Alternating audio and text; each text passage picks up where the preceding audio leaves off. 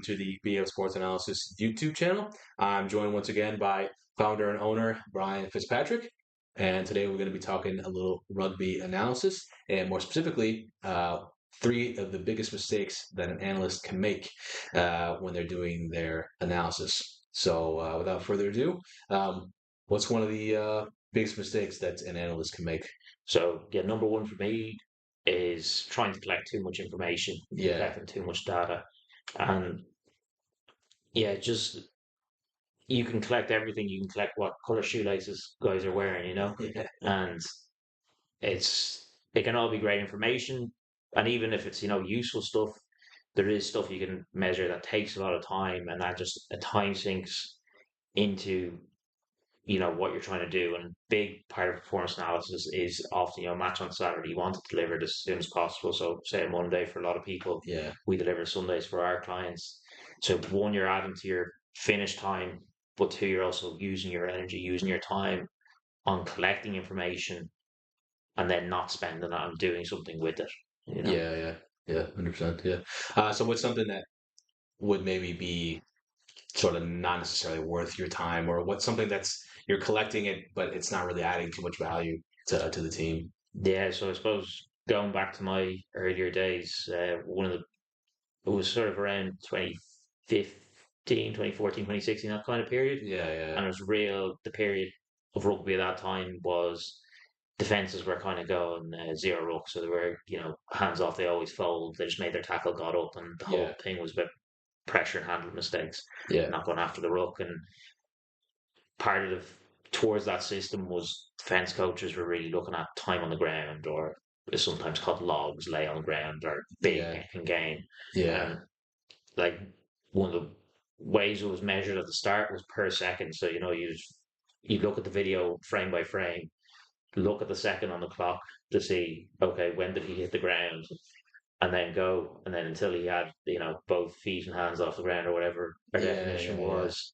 And then you had to then do the maths in your head, especially when he was on the ground for a while, Oh, of I the end just, time oh minus man, start time. I'm touching my head because I'm just stressed thinking about it. Yeah, And like you got an average time on the ground, and like that was really slow to collect. And yeah, yeah, like I've worked with those clients, gone back on the data, and then gone, well, actually, that didn't lead to anything in yeah, terms of there was no correlation with winning, losing. There was no correlation with points conceded, yeah, no correlation even with like tackles made yeah, after that. So it was a stat that didn't add a lot. Now progressed away from by the second to less than 3 seconds, more than 3 seconds. yeah, So yeah, at least to categorize, and I don't care if he's on the ground for 6 or 10 or 20 seconds. He yeah, was on yeah, the ground for too long. yeah, yeah, But again, a stat that takes a long time for not a huge amount of value, yeah, yeah. it would be how it would be a good description there That of. definitely sound going frame by frame, watching every single player and how long they were on the ground. That definitely seems tedious and like like it doesn't seem like it would add.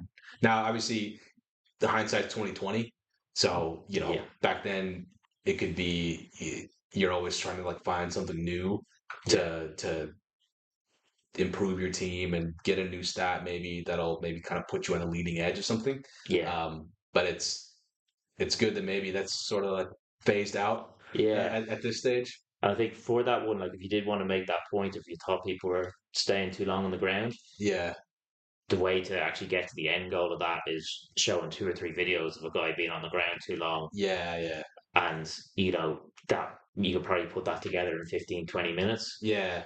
Um, Just picking guys out, say on like a whatever, whenever you do your film review, like on a Monday, and you're just pausing it and be like, all right, watch him, and then the whole team's there watching the guy, and he's been on the ground for like 10 seconds. You're like, don't do that. yeah, Yeah, and yeah, if you depending on the group as well, if you want to put that as a group message or even one on one yeah, yeah, about, it'd probably be something that'd be common across the team. But again, yeah, you don't need to collect that for every game for the whole season. yeah, yeah, You just want to make your point of get up off the ground after a tackle. yeah, yeah, What's the easiest way to make that point? And if you want to make it more strong, videos probably more strong than stats. Or if you were going to do stats, I think it can be really effective if you want to make the point once, but it's not going to have an ongoing effect, and you yeah, don't yeah, need to collect it game by game by game. yeah, yeah. 100%. Okay. Yeah. Interesting.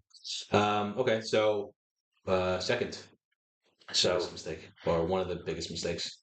related to that, I suppose, is if you're collecting too much information, again, you're not giving yourself time for insight. But the point I have here is what you should have your time spent on is quality checking the data you have and Yeah. having measures in there of Okay. how you would do that. Yeah. So, yeah, if you're collecting 100 items, that means you need 100 quality checks. Yeah. Yeah. Or some things can't be quality checked necessarily on certain things, Yeah. like Yeah. say a rewatch. Yeah. But that's really important is making sure, you have to believe in your data. And, if you're not quality checking it in some way, like you either collecting not a lot, and you can be really Yeah. certain of it, Yeah. Yeah. or if you want to scale it at all, you need to put in some sort of quality check. So that's things adding up to each other. Yeah. Like let's say you had lineouts, like if you had 10 lineouts during the game, you should have seven won and three lost, not two lost. Because Yeah. there's one line out with something missing. Yeah. Yeah. Yeah. Okay. Yeah, that makes sense. Like the more layers that you build into your analysis, going back to the first point, the more effort and time and sort of nitpickiness you're gonna need when you're actually if you want high quality data. Yeah, Yeah. exactly. So it is they are related. Don't collect too much, but what you do collect really well and do it really well. Yeah. Yeah. Make sure it's high quality data. Yeah, Yeah. 100%. Yeah. Okay. Cool. So last but not least, number three. so that'd be again a typical one is people overreading individual stats. Like Yeah. or any stat really, but I find that happens a lot with individual stats. You're like, oh, that guy missed X tackles, Yeah. and he must play poorly. And it's about when you look at those, you need to put those into context. Is that guy missing a tackle because he's like gone really hard on a kick chase, Yeah. for Yeah. example, which like you might want him to do or whatever, but is he missing the tackle because he's putting in more effort or he's putting himself in a position to miss more tackles because he's chasing down line breaks or anything like that? Yeah. Yeah. And then say even dominant carries would be another one, or Yeah. game line carries.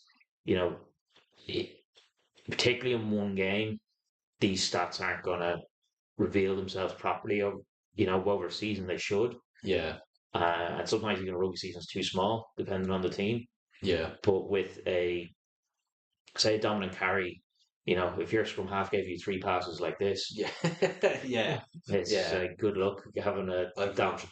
yeah. And then you could have a dominant carry, but because the guy inside you put you into a good space, and it's like Yeah. he Yeah. did the good work and all he's getting is a pass plus or something. Yeah. Yeah. Um, It's very contextual, like yeah. those types of things. So it's the bigger the data, the more you can read into the data. Yeah. But on like a per game basis, it's something not to overread or not read out context. Like for example, if your 22-meter entries are low, that's another one. But if you take 3 points, 3 points, 3 points, 3 points, and you only have two 22-meter entries, Yeah. Yeah. it's probably not because it's potentially not because you're not winning game lines and not making line breaks. It's Yeah. what you're doing with the pressure you're putting onto it. So just Yeah. Yeah. understanding the context of the teams you're working with and the whys behind it. And that is something you might have information that contextualize that in data, or you might have to do it in video, you might have to do it talking to Yeah. Yeah. people. But it's a really, that's something is overreading one stat and not like, Yeah. you want to look at things from many angles to get a good rounded picture. And, you know, stats is one of them, conversations, and just sort of rounding off how you see something and how Yeah. you see a problem. Yeah.